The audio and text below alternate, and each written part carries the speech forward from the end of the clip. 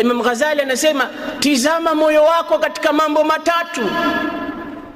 Istaftih qalbak fi thalathi umuri, uulize moyo wako katika mambo matatu. Ukiona moyo wako unabadilika, unaogopa, una change wakati wa mambo matatu, jua kwamba kidogo imani ipo.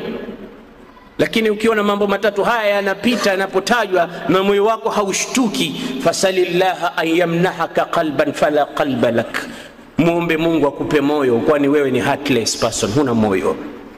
Mambo gani? Nasema inda qiraati alquran, ikisoma Qur'ani tizama moyo unakuwaje. Kimsikia imamu anasoma bismillahir rahmanir rahim alhamdulillahi rabbil alamin arrahmanir rahim, tizama moyo wako na kama ala gani.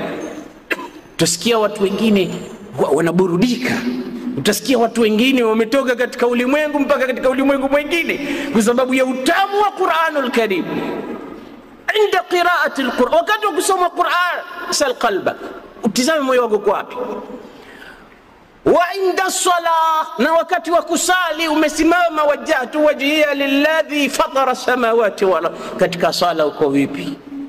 Ikiwa katika sala na katika Qur'ani inasoma wala huna habari, Qur'ani inasoma wala moyo haubadiliki, uko ndani ya sala ndo mwanzo unapiga mahesabu.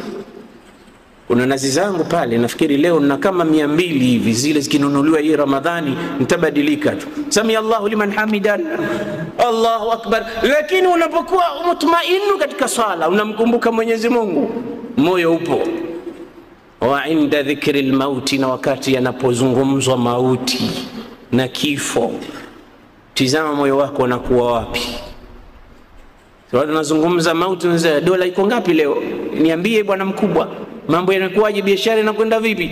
Wala wewe hakikugusi chochote, kana kwamba unapigiwa gitambusi, ufahamu chochote, moyo uko pale pale. Basi Imam Ghazali anakuambia isalillaha qalban, muombe Mungu akupe moyo, bado hujawa na moyo.